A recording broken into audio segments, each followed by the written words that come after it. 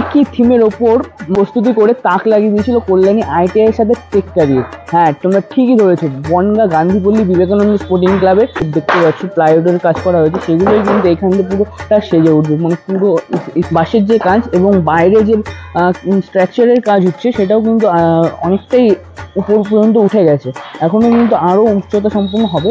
সামনে যেখানে বাটামের কাজগুলো রয়েছে, যেখানে বাটামের কাজ কমপ্লিট হওয়ার পর কিন্তু এই যে যে প্লাইউডের কাজ সেটা কিন্তু শুরু হচ্ছে। মানে এই প্লাইউড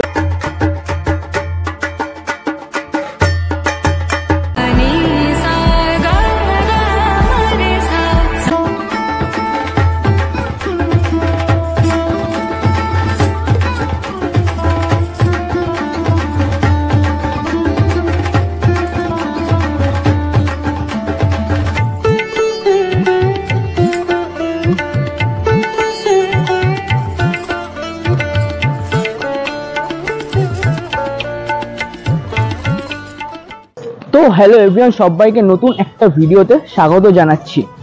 তো স্বাগতটা কোথা থেকে জানাচ্ছি? স্বাগত জানাচ্ছি হচ্ছে বনগাঁর একটা বিশেষ বড় পুজো আপডেট নিয়ে চলে এসেছি। তোমাদের থাম্বনেলটা দেখে হয়তো বুঝে গেছো যে কোন পুজোর প্রস্তুতি পর্ব নিয়ে আজ আমি চলে এসেছি। হ্যাঁ, তোমরা ঠিক ধরেছো, তোমরা চারি সাইডের এরিয়াটা দেখে হয়তো বুঝতে পারছো আমি আজ কোন পুজোর আপডেটটা নিয়ে 2023-এ বনগাঁর যে পূজা মণ্ডপ একই থিমের ওপর পূজা মণ্ডপ প্রস্তুতি করে তাক লাগিয়ে দিয়েছিল কল্যাণী ITI এর সাথে টেক্কা দিয়ে। হ্যাঁ, তোমরা ঠিকই ধরেছো, বনগাঁ গান্ধীপল্লী বিবেকানন্দ স্পোর্টিং ক্লাবের পূজা মণ্ডপের সামনেই আমি আজ দাঁড়িয়ে আছি। তাদের কিন্তু ইতিমধ্যে প্যান্ডেলের যে প্রস্তুতি সেটা কিন্তু শুরু হয়ে গেছে। চ্যানেল নতুন আছো অবশ্যই চ্যানেলটাকে সাবস্ক্রাইব করো, যাতে এই যে দুর্গাপুজোর প্রস্তুতির আপডেট ভিডিওগুলো তোমাদের সামনে তুলে ধরছি সেগুলো যাতে একবারে তোমরা এই প্রস্তুতি পর্বের ভিডিওগুলো তোমরা দেখতে পাও। তো চলো ভিডিওটা শুরু করা যাক। তার মুখে তোমরা এবছরের 76তম বর্ষ গান্ধীপল্লী বিবেকানন্দ স্পোর্টিং ক্লাবের যে পুজো প্রস্তুতি সেই ভিডিও আর কি ব্যানারটা সেটা কিন্তু তোমরা দেখতেই পাচ্ছ। সমারোহে এসো হে পরমতর এবছর তাদের থিম। চলো এবার আস্তে আস্তে তোমাদের পূজার যে মণ্ডপ প্রস্তুতি হচ্ছে সেটা তোমাদের সামনে তুলে ধরি। 23 সালে তো Bongaon Gandhipalli Vivekananda sporting club grand লিসবোয়া করে তো সবাইকে তাক লাগিয়ে দিয়েছিল। এবার 2024-এ কিন্তু তারা একটা থিমের ওপর ভাবনা এনেছে। তোমরা হয়তো আগের ভিডিওটা দেখে হয়তো অনেকেই জেনেছো এবছর তাদের থিমটা কি। হ্যাঁ, এবছর তাদের থিম হচ্ছে সমারোহে এসো হে পরমতর। মানে পুরোটাই কিন্তু একটা থিমের ওপর পূজা মণ্ডপ যেটা সেটা কিন্তু সেজে উঠতে চলেছে 2024 7ই জুলাই অর্থাৎ রথযাত্রার দিন কিন্তু বনগাঁ গান্ধীপল্লী GBS ক্লাব অর্থাৎ এর যে খুঁটি পুজোর মাধ্যমে দুর্গাপুজোর যে সূচনা সেটা কিন্তু হয়ে গেছে অলরেডি। আর এখন কিন্তু তাদের প্যান্ডেলের যে প্রস্তুতি সেটাও কিন্তু খুব দ্রুত গতিতে চলছে। চলো একটুখানি ঘুরিয়ে দেখাই তোমাদের এই যে সেই পূজা মণ্ডপ যেটা এবছর তারা প্রস্তুত করতে চলেছে। দেখতেই পাচ্ছ ভেতরে যে পূজা মণ্ডপের অংশটা সেটা কিন্তু ইতিমধ্যে কমপ্লিট হয়েছে। বাঁশের যে কাজ এবং বাইরে যে স্ট্রাকচারের কাজ হচ্ছে সেটাও কিন্তু অনেকটাই উপর পর্যন্ত উঠে গেছে, এখনো কিন্তু আরো উচ্চতা সম্পন্ন হবে সামনের যে স্ট্রাকচারের কাজটা সেটা। আর যদি সাইডটা লক্ষ্য করো বাটামের কাজও কিন্তু শুরু হয়ে গেছে, খুব দ্রুত গতিতে কিন্তু কাজ হচ্ছে। এপাশেও দেখতে পারো অনেক বাটামের কাজ করে কিন্তু সেগুলোকে বৃষ্টির জন্য ঢাকা দেওয়া রাখা হয়েছে। আর এপাশেও কিন্তু প্রচুর বাটামের কাজ হয়ে গেছে। সামনে দেখতে পাচ্ছ অনেক বাঁশ আছে। এটা স্ট্রাকচারের হাইট কিন্তু বেশি উঠবে না, যতটা দেখছি তার থেকে কিছুটা ফিট উঠবে। তো যা কিন্তু হবে এবছর পুরো থিমের ওপরে এবছর এই পুজো মণ্ডপের অংশটা তোমাদের একটু ঘুরিয়ে দেখাই বিষয়টা।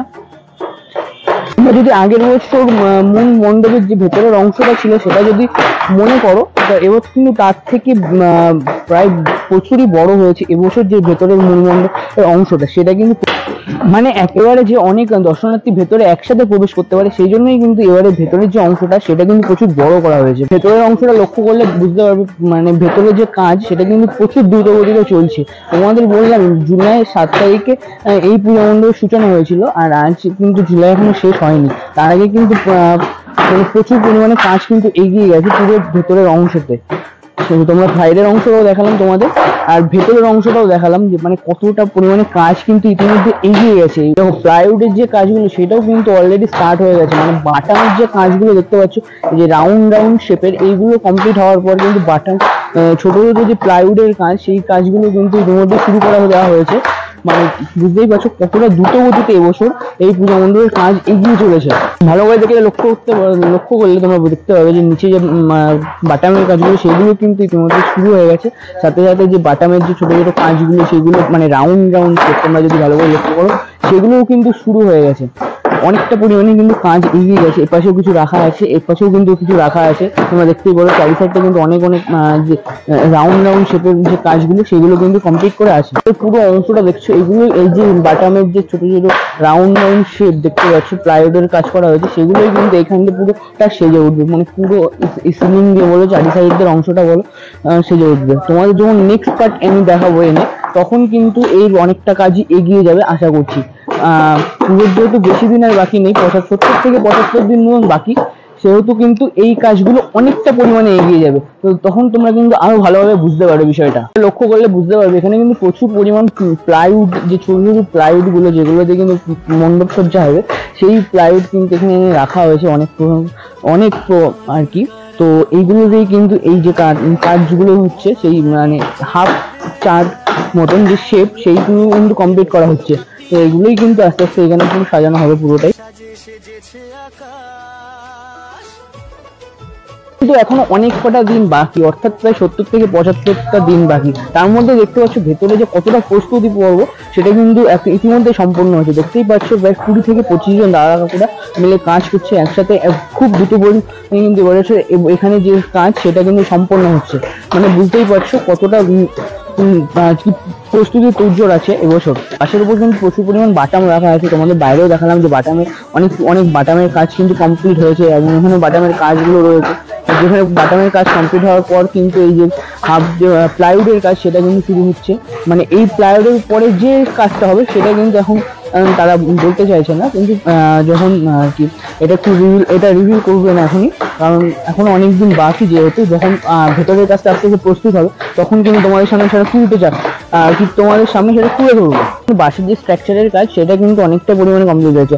আর থিমের পুজোয় কিন্তু বাঁশের কাজটা কিন্তু কমই হয়, অন্যান্য যে সামগ্রিক বা বাটামের কাজ সেগুলো কিন্তু প্রচুর বেশি পরিমাণে যে কাজটা কিন্তু হয়, মানে প্রচুর দেখা যায়।